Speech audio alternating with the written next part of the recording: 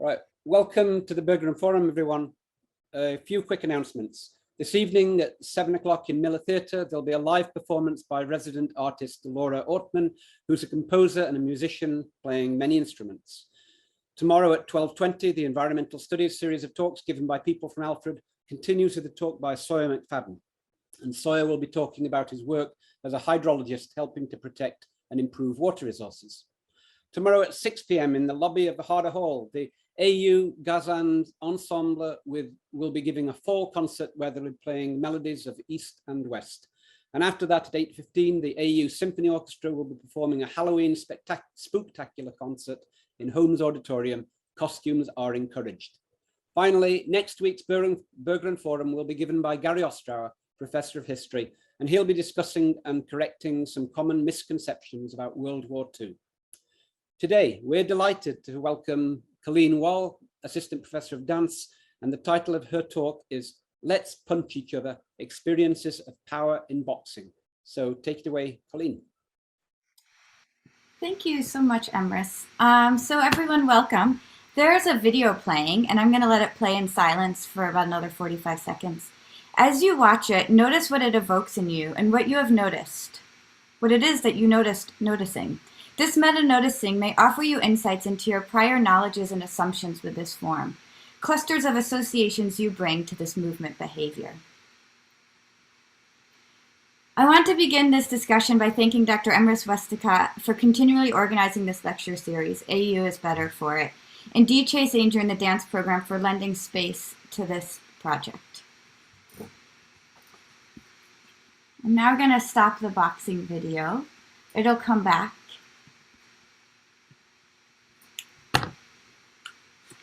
Today's talk is called Let's Meet and Punch Each Other, Experiences of Power in Boxing. So as you may have guessed, I will be discussing my experiences in community boxing classes, both as a student and facilitator. I will circumnavigate how other researchers are discussing the practice and doing what I bring to the study, to explicitly look at the movement present in boxing and what it has taught me or enlivened in my life, and how that movement is significant, or how that the boxing experiences have had an impact on myself and those who engage it. In a sense, I'm weaving both the practice of boxing with some of the research and theory on the form. While boxing can be done alone, with a bag or shadow boxing, it's best done with others, a partner or group. It is in that spirit that I name others who have influenced this project. Most importantly is longtime collaborator Aida Curtis, whose integrated and discerning thinking, sensitive understandings, and embodied practice permeate the entirety of this presentation. Also central to this project is Kaylee Aldrich, who you've just seen in some of the videos, and who has been a remarkable leader and collaborator in making the Alfred University Boxing Club possible, and with whom these conversations and connections to life have flourished. Others whose influence is also important to mention, Mike Kay and Paul T., my first boxing teachers, and other partners, Hiram Cray, who I collaborated on the AU Boxing Club, Leonard Schlor, who first broached this subject through Laban-Bartunieff movement studies, and Nick Ratcliffe, who you also saw in the video for being so willing to be seen on screen boxing. How I look at movement. At the foundation of this presentation is human movement. As a dance artist and movement educator, the primary perspective I use to perceive movement comes from the Laban-Bartunieff movement studies framework. So what is LBMS, or Laban-Bartunieff system? It seeks to address how movement is meaningful, how it speaks within the context in which it's situated. LBMS is a framework that identifies movement through its most elemental parts, which can then be integrated to form a comprehensive sense of how what is present in the movement is meaningful within the context it happens. When I look at human movement, I'm looking at what is present in the movement and then how what is there, and sometimes not there, is meaningful. What the movement conveys to those witnessing and participating in it. That is, how the tissue receives and responds and makes sense out of the movement. At this point, it's important to state that meaning in human movement is not fixed or rigid. One movement does not mean the same thing twice. Or simply, as researcher Carolyn Moore states, the same movement never means the same thing twice. Many factors influence the perception of meaning in movement, including but not limited to the context in which it happens, who does the movement, and how the movement event unfolds. That is, what came before and what comes after. So as I discuss meaning in the movement of boxing in this presentation, I'm working from several sources of interpretation. Observation of what the movement is, my personal felt experiences, discussions with colleagues about their experiences, others in the field who are also hypothesizing about how the movement of boxing is meaningful, and finally, how all of this is framed by connection to larger movement theories. So, how did this all get started? I'm going to put the video back on so you can just sort of watch the video as I talk about this, and then I'm going to describe the movement. So, back to screen share, and it is in silence because often when I do a movement observation, nope, wrong one. Often as I do a movement observation, I don't want the sound. Oh no, have I lost it? Shoot, just a second. It seems I did. Okay, well, we can do it this way.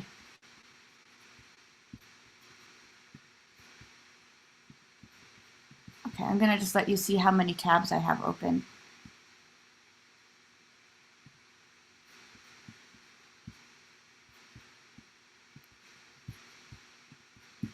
Here we go.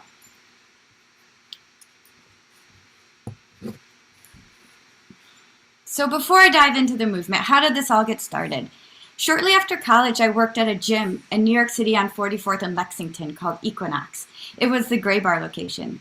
Another trainer there, Mike Kay, asked to trade weekly boxing sessions for my movement observation and touch skills. So it began. He taught me how to punch. Now, it is worth mentioning that contact sports were not new to me. I played football and lacrosse on the boys' teams as a child and felt at home making quick, hard contact with another body.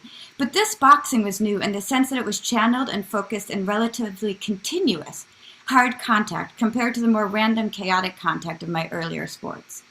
The exchange with Mike Kay lasted about 4 months until I left Equinox to start my own practice, but it was enough to get me knowing that boxing was something that enlivened me. Fast forward to November 2016. I was in a dance therapy workshop I was hosting with dance therapist Carolee Powers. During this workshop, it became outrageously clear that I had anger and rage that felt stuck inside me, and I needed a physical place to give it to go. Otherwise, the feelings would fester under my skin without an outlet. No talking about this rage was going to work. I needed to get it out, to punch it out. So I called up a trainer at Midtown Athletic Club, Paul T., and joined a weekly group class he offered. From then until COVID, I boxed weekly with this group, many of the members becoming close friends and supporters for each other in varying ways. At the same time, and as time went on with this community, I began to pay more attention to what the movement was communicating, how it was serving me and others. We discussed this and what kept us coming back, because we had lots of other choices. Also, during this time, I taught an honors course at Alfred University called Bodies Trained, Perceived, and Experienced. During this class, our readings inspired us to start boxing as part of the learning, which gave way to AU Boxing Club. Enough. Let's talk about the movement. When doing a movement observation, the first step is to gather first impressions. This is what the movement event evokes in you as you observe. Think images, metaphors, emotions, anything that comes up in your first pass. This is important because as you spend time watching and researching the movement, there is often insights in the first impressions that are relevant later in the process. As with the observation of any movement event, every onlooker will form impressions unique to them and informed by their reason for observing. Think the difference between what a coach sees, a fan sees, and a passerby, and the body knowledge that this observer brings what they are seeing based on their previous experiences. Thus, I cannot definitively say what all other people get when they see these boxing events, but here are some first responses. I would not do that. It's not very ladylike. It's so annoying how loud and attention-seeking it is. It makes me uncomfortable even to think about or look at. I feel scared. Choreographed, you definitely know what you're doing. It just seems aggressive and violent. It's funny to see you laughing and then punching each other. Don't get in his or her way. Catfight. Now, let's look more about what's happening really in the movement, the specifics. Rhythmic, synchronized, partnership, support, and connection. Seeking up syncing up, working together, a moment of settling and syncing rhythms non-verbally. An interesting juxtaposition between laughter, smiling, hitting each other, and communication. Modulating pressure and force, communication, and agreement. Surprise, not a surprise. Planned, safe, not safe. How do you know what's coming?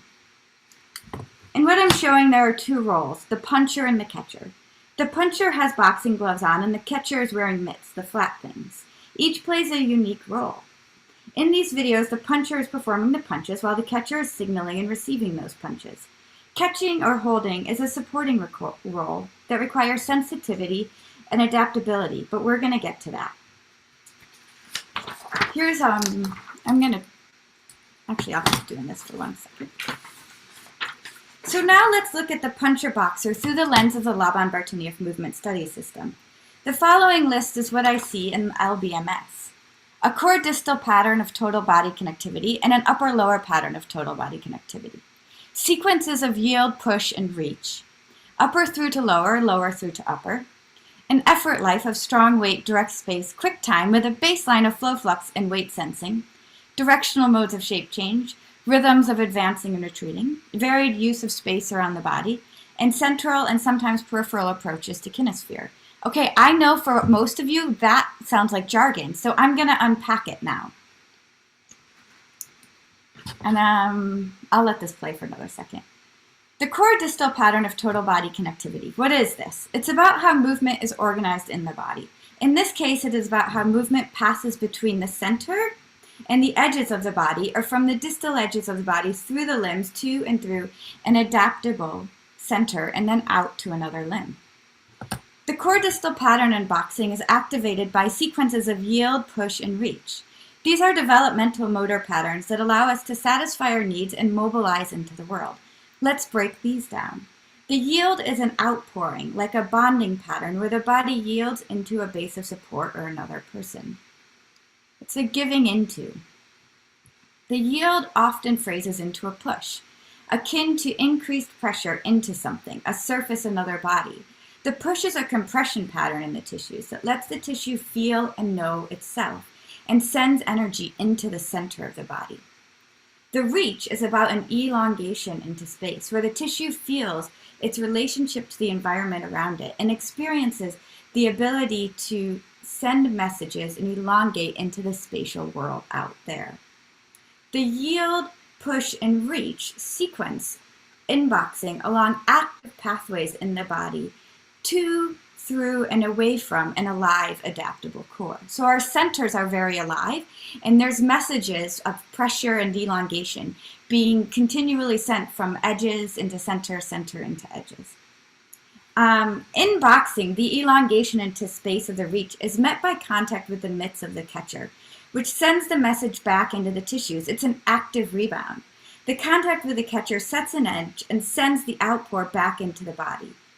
Usually, in boxing, the yield, push, and reach are organized into repetitive sequences of the lower body through the center to the upper body and the upper body through the center to the lower, each messaging into and through the core.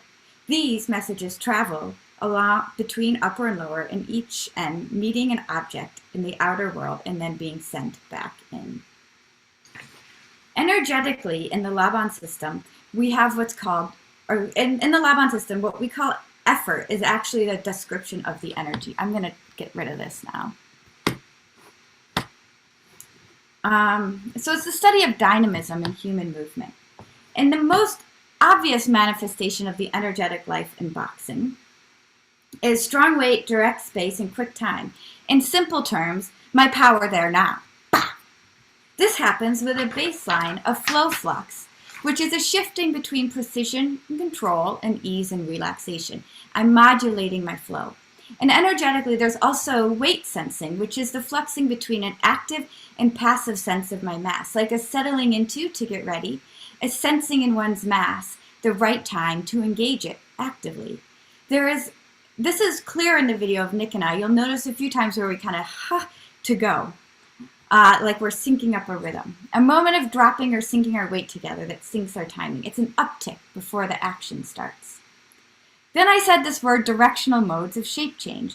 These form a bridge between the body and the environment.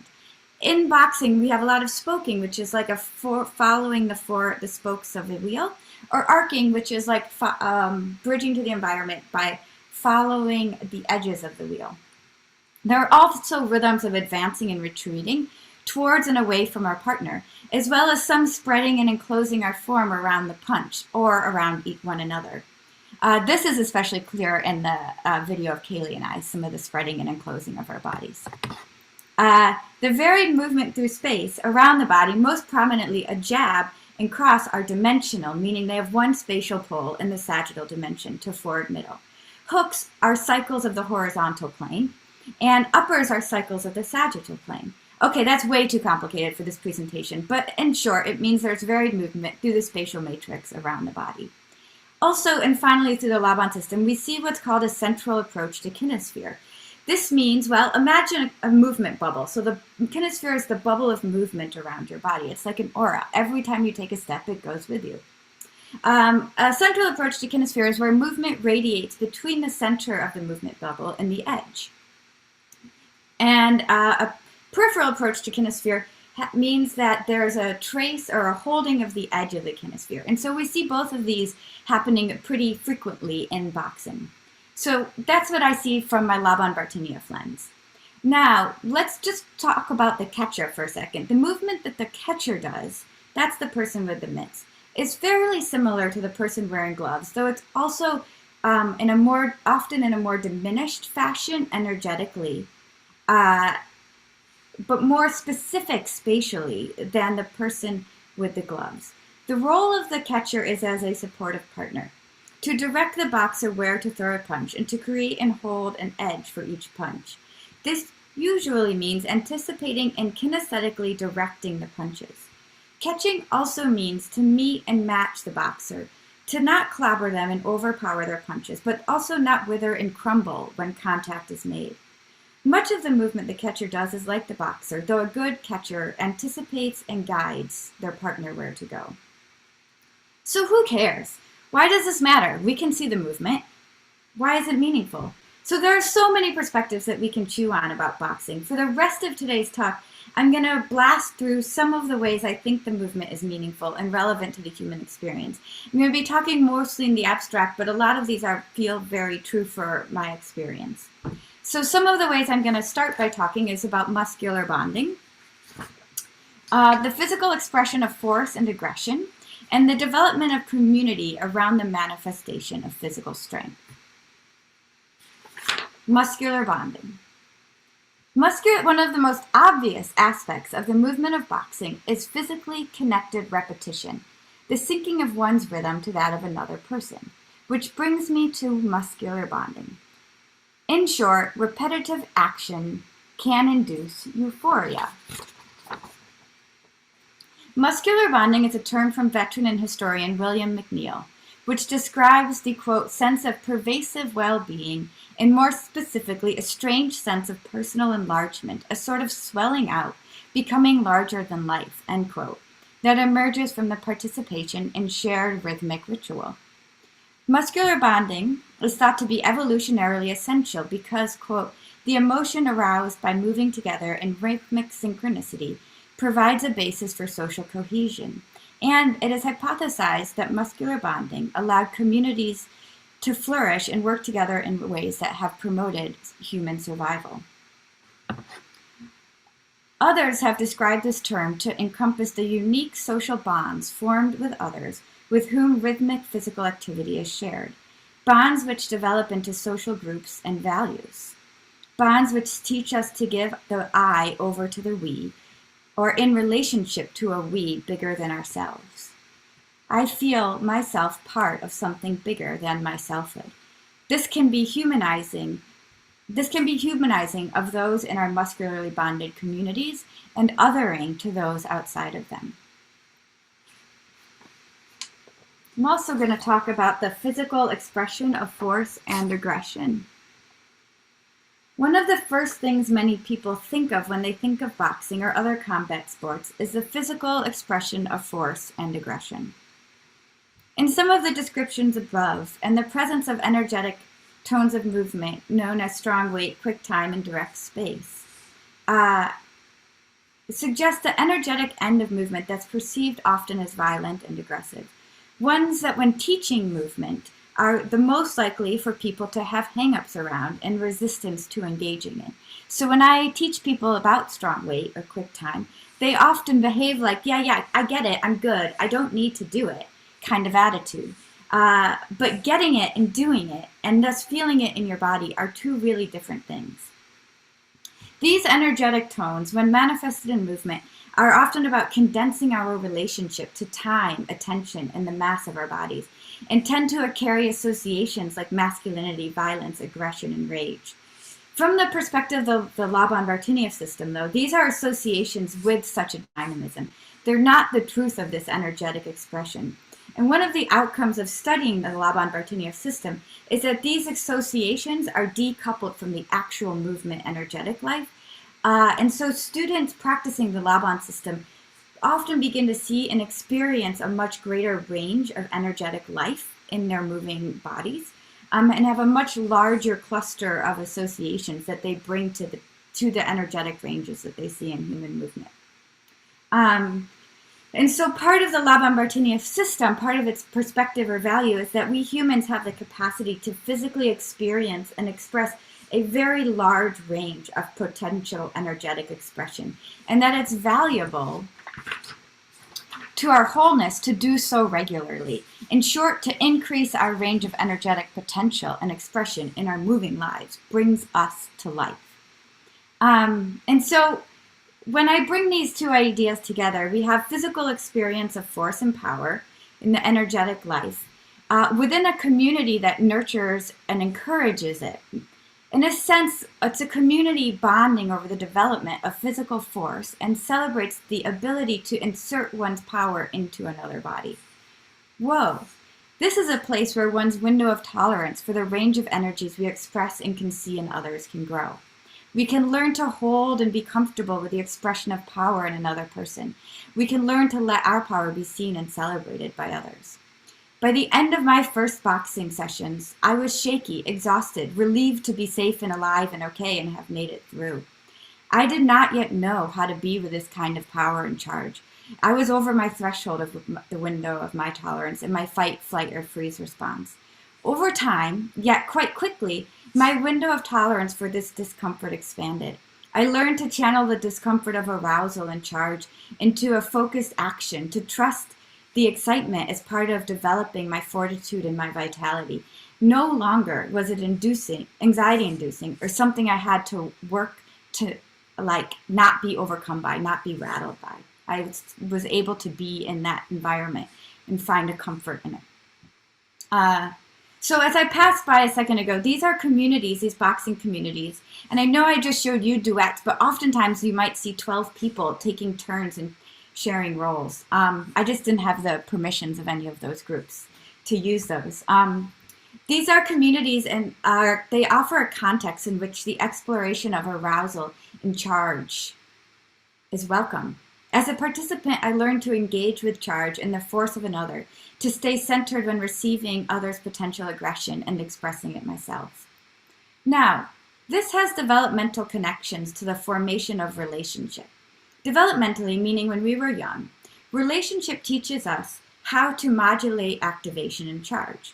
My colleague and collaborator Aida Curtis writes, quote, "Psychoanalytic traditions examine how the child needs to be able to express charge and a full range of emotions without destroying the parent," end quote.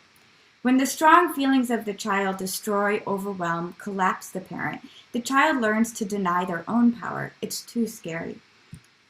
Thus, the child then has to deny their sensate self, experienced through the core of the body, and move towards their head. In this case of boxing, we learn to express the discharge in a matter that has choice and agency.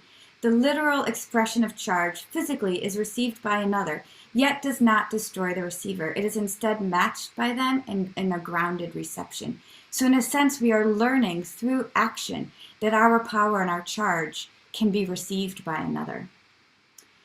In group boxing practices, participants shift partners regularly. This requires the neuromuscular system to be always adjusting. This new person, this new unique relationship forms between you and them. This is an adaptability to the moment. It's an adaptability to charge. Each person, each relationship brings new rhythms, new sizes, new amounts of force, new sort of qualities of charge. It is a lesson in attunement with boundaries. I can be with you and myself. I can attune to you and stay centered in my own guts. I can adjust my edges and my charge and my modulated force to be with yours. There's several other areas I want to pass by in this discussion because they're related and other researchers have been presenting these ideas.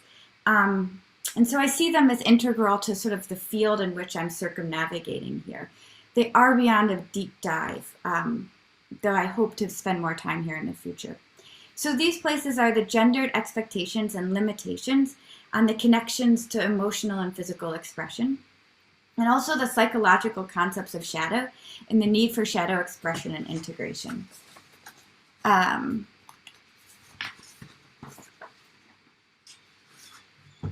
Several researchers before me have looked at the relationship of boxing and self-defense and other combat sports through the sexed embodiment of gender and the acceptable emotional experience and expression associated with each gender, traditional gender.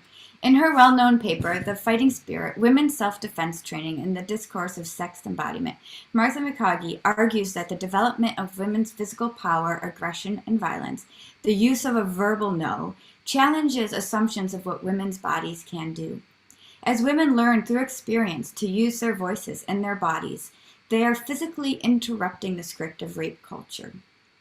She argues that rape culture depends on men's violence and women's fear, and the assumption that there are gendered physical capacities in which women are inherently passive, nice, and men are inherently aggressive and violent. McCaughey states that, quote, by engaging the body and celebrating women's potential for violence, it prompts us to rethink our assumptions about physicality, violence, and nonviolence, end quote, and that the physical practices provide an, quote, understanding or knowledge at the bodily level that is distinct from the intellectual, end quote. So we are not just talking about it, we are doing it, we are experiencing it. It manifests in our bodies, it manifests in our relationships with another body.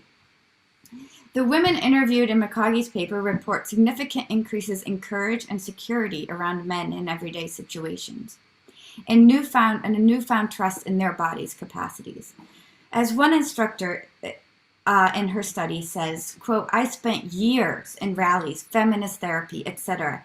And when I get a woman in her body for 40 hours and she has a kinesthetic experience of her power, now that's a major difference, end quote.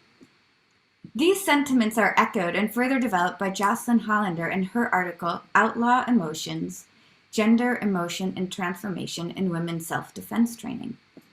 In this article, Hollander argues that emotional experience and expression is gender-coded, meaning certain emotions are more or less acceptable based on gender, and that this emotional life reinforces assumptions of gender and the inequality between genders. According to Hollander, fear is an appropriately female emotion, while anger and rage are outlaw emotions for women. She identifies 4 emotional tones that are transformed for women through the training of boxing and other related forms of self-defense. Those are acceptability of anger, ability to control fear, transformation of shame into pride, and shift from anxiety to confidence. Personally, yes, this has been my experience. In no way am I thrown by receiving a punch from Kaylee or Nick or any others, nor does it scare me to throw one at them, for them or others, nor does it scare me also for them or others to see this strength in me. This has been a personal shift. I feel increasingly comfortable with anger and rage in myself, and feel I have the resources to channel and work with it in healthy ways. I have greater confidence in my ability to stay centered in my core despite the discomfort of any situation. I also feel increasingly capable of setting boundaries, increasingly aware of where I desire to say no, and the capacity to act on this and conscious of the ways and reasons I choose not to or to work around and know. In a sense, boxing has created physical engrams or entails of memories in my body of what is possible for me. Through the practice and repetition, I have felt power, I know it, and I can return to it. So the final aspect of boxing that I want to touch on is shadow integration. This is the work and perspective most developed by Aida Curtis through our collaboration, but it bears weight here. Given how boxing is often perceived as violent, aggressive, and the antithesis of virtues most desired in society, it can be seen as an example of shadow. As Curtis says, quote, power and aggression are often relegated to shadow, identified with their abuses, historical and present. Aggression is a natural and necessary emotional realm. It initiates and mobilizes us. It teaches us where our boundaries are and when they are transgressed. When these emotional realms are denied, they are cast out to the unconscious, where they often continue to express themselves, but in less conscious ways. When shadow is denied, that is when it is most empowered. End quote. According to Jungian analyst Joseph Lee, the cultural expression of shadow takes the form in aggression and eroticism in sports, the place where culture gets to live out what is not virtuous within it. As Lee says, humans have a need to experience and see played out their physical desire for one another and for violence through contact sports. When shadow is expressed and experienced in the moving body and then integrated into the physical body and the psyche, shadow no longer enacts its needs in the unconscious or less conscious ways. When shadow is brought to the surface and integrated, it can be profoundly generative and life-giving.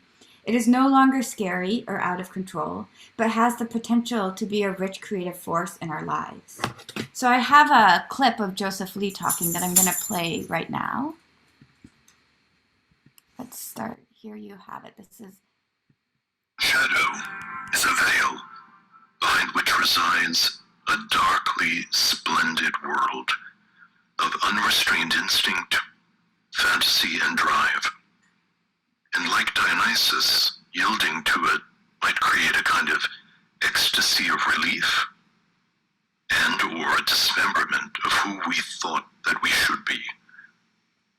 Most importantly, shadow is full of life, a raw life that fuels individuation if held in the right way. Incredibly seductive for us to want to see ourselves as virtuous and even as intrinsically aligned with the archetypal principles of virtue and justice, and how much damage I think that does in the culture, but also how much damage that does in the individual.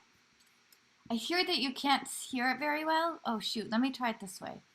I forgot to do it this way. I should have known. I have time to start it again though. You'd think I've never been on Zoom before, but I have. Shadow is a veil behind which resides a darkly splendid world of unrestrained instinct, fantasy, and drive. And like Dionysus, yielding to it might create a kind of ecstasy of relief and or a dismemberment of who we thought that we should be. Most importantly, shadow is full of life, a raw life that fuels individuation if held in the right way. Incredibly seductive for us to want to see ourselves as virtuous and even as intrinsically aligned with the archetypal principles of virtue and justice, and how much damage I think that does in the culture, but also how much damage that does in the individual. So central to Jung's work is the integration of shadow.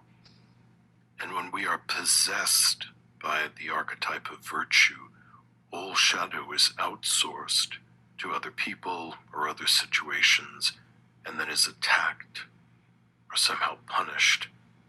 That creates a tremendous amount of dis-ease in the pseudo-virtuous person. So, placing shadow next to gendered embodiment and emotional acceptability, I'm starting to think specifically about what is possible through integrating expressions of aggression and violence into our understandings of gender and our expressions and experiences in our physical tissue of gender. I'm not yet clear what this means, but it's been swimming around in there as I've been pursuing this work. So in closing, I think that works. Yeah. In closing, I hypothesize that the kind of experiences made possible through the movement of boxing, where strength is channeled, edges are set and met, messages are sent into and through an alive core of the body. Bodies are bridged to and connections are formed. These movements form relationship in the spirit of secure attachment to one another. Relationships where we get to be seen in our power and also see it in others, where we get to be met and matched. Through the contact and movement of boxing, I experience a differentiation of me, not me, me, other. I feel my center, I feel my edges. I know where I am in the spatial world around me. I feel activated and charged and able to be mobile, but also centered and adaptable. I express and experience force and the density of my tissue. I feel a connection to a humanity larger than myself, an enlargement of myself, and a social cohesion with whom those I share that experience. This translates into certain relational bonds that I form with other people. My ability to feel and honor impulses, to know when I want to act on them or let it pass by. It has become easier to say that I'm angry and allow someone else to know it without my anger becoming their responsibility or confusing energy within the relationship. I feel more confident and secure in my body and around the bodies of others, both men and women. I'm not afraid of the bodies of others near me. I'm also not afraid of having power or being seen in it. It's translated to an increased willingness to take on leadership roles and have a voice within my communities. So thank you for exploring the movement of boxing with me and circumnavigating many of the possibilities as to how the movement within it is meaningful and relevant to the lives, both my own and of those around me who are sharing in the experience. And especially the development of power and self, relationship, and community, and the experience of a larger range of movement expression that has resonated both in my emotional experience, but has been claimed by others who I box with. So thank you very, very much. I will take questions. I have 11 minutes. Thank you, Colleen. We have plenty of time for questions. And Colleen, do you see the chat?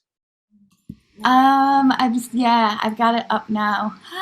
You guys are so nice. At the moment, there's no questions, just compliments. Colleen, while people are mulling that over, I'll ask you a question. Great.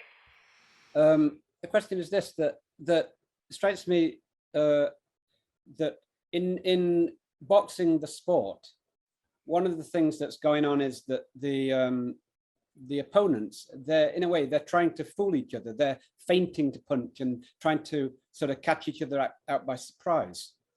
And in a norm, as I understand dance, normally when it's choreographed, it's the opposite of that, where everything is pre-planned and people aren't caught out by surprise, but they know where each other is going.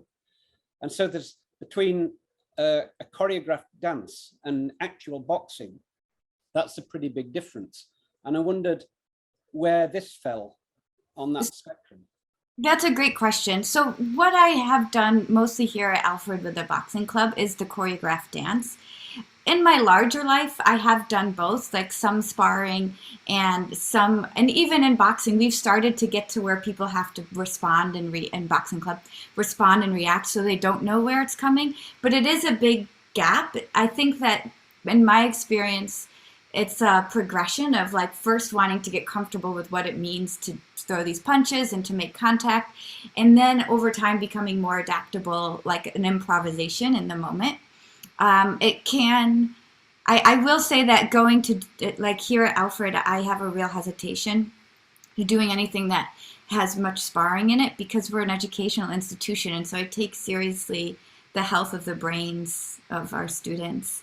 But I am increasingly, Kaylee and I have been finding ways to make it more improvisatory and reactionary, so that people are starting to style stretch towards both.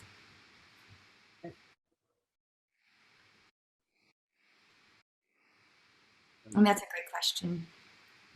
We're still getting mainly compliments. Give people a chance to ask a question. And people can unmute themselves if they want as well.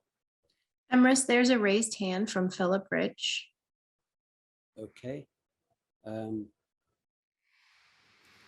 you want to unmute yourself?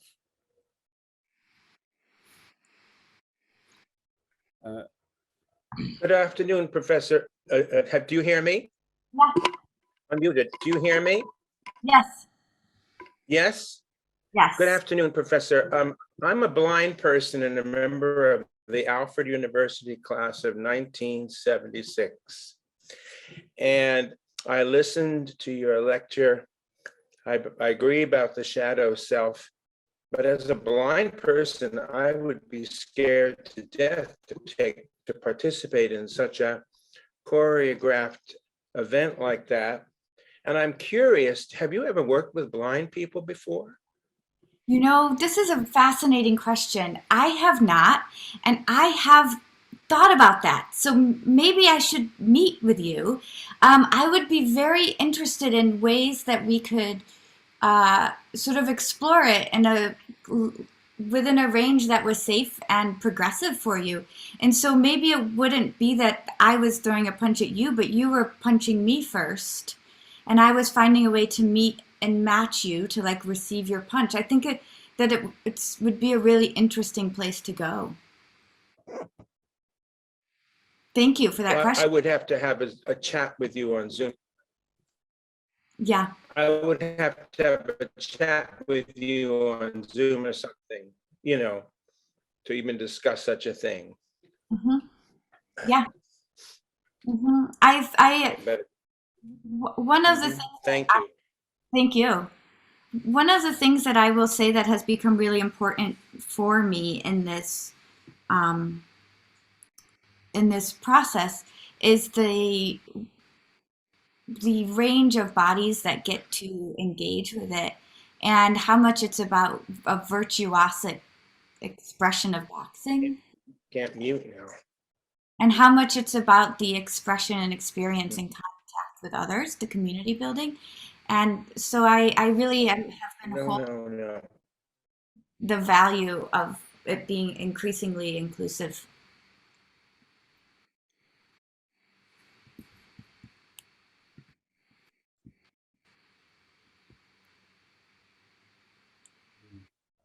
There's something from Hope. I'm sorry if you mentioned this and I missed it, but one reason people react so negatively to the perceived violence in boxing must be in part because of the commercial and gambling betting element of professional boxing. How does that antagonistic competitive element impact your thinking about boxing generally?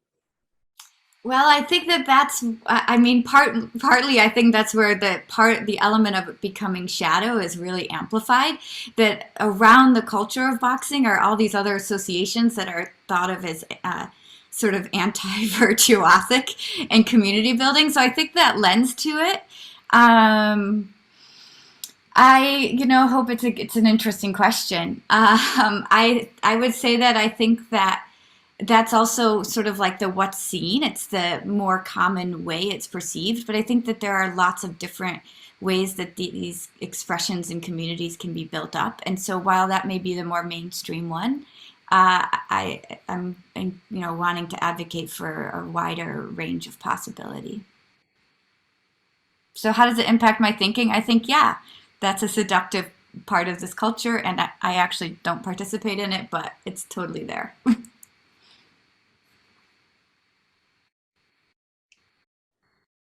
The implication there is that theatre and dance and the performing arts are now have a very decent reputation compared to what they had once upon a time, where they were hotbeds of sin and depravity, right?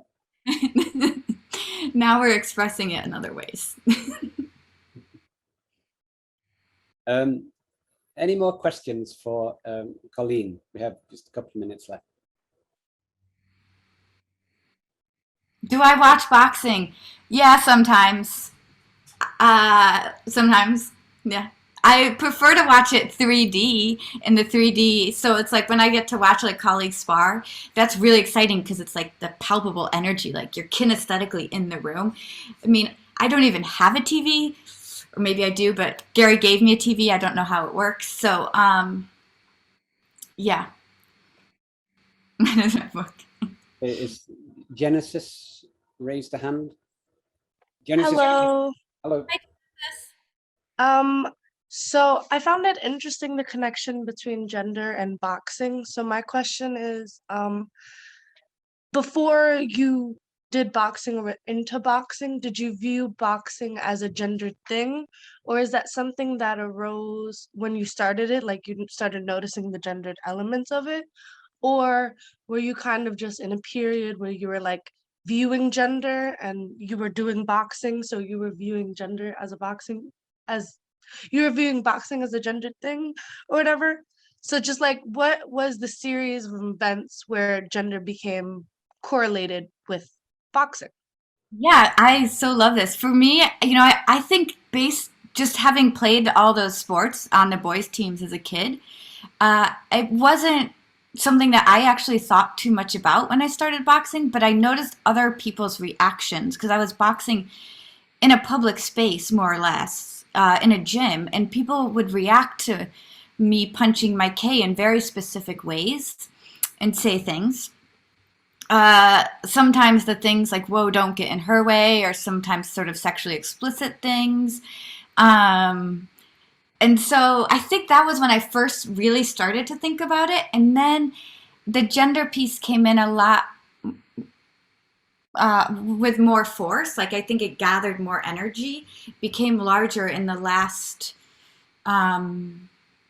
6 years as I started boxing again. So since November 2016, in part because of readings that I was doing, and in part because of conversations I was having with other colleagues that I was boxing, and also in part because the gym where I used to box stopped letting the men punch the women. And we were like, what? We've been doing this for a while. Why can't we do that now? And they were like, well, it's not very appropriate. But the women could punch the men. And so that also entered my thinking in a way that I was like, there's more to really explore here. And I guess the last thing that I will say is that while I had as a child experiences of strength and power and sort of confidence in my body, it felt really important as I returned to it as a more middle-aged person. Because it's one thing to know that when you're 11, but to be revisiting it in my adult body, and having spent a lot of time, learning how to be a woman. Anyway, I've said it. We're almost out of time, but there's a question from Eleanor. Can you see that? I see both of them, and I'll answer them quickly. My psychological kinesphere, how much space I emotionally think is mine when I'm boxing. That's what Eleanor's asking about. I think it depends. If it's just like me and Kaylee or me and Nick and we're alone in the room, it feels pretty small. Pretty much just me and my partner.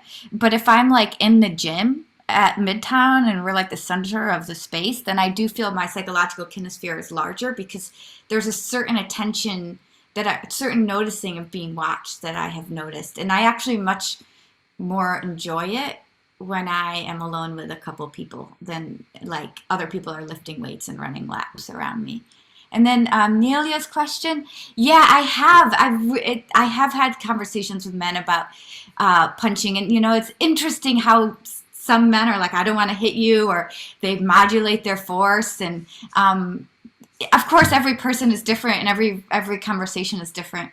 But yeah, definitely there have been some really interesting conversations with male boxing partners, and even I would say. Nick and I did like a session in June, and the trainer, who I know well, he was like, "Really, you're okay with him hitting you?" I was like, "Yeah, of course. What? Of course." So that is an interesting, just quick impulse that people have. Yeah, I was actually wondering if you had asked them about what it's like receiving your punches, either receiving punches from a woman or receiving punches from a man, and what that could mean for them. Not directly, but I'd like to. Yeah, cool. Yeah, Thank you so much.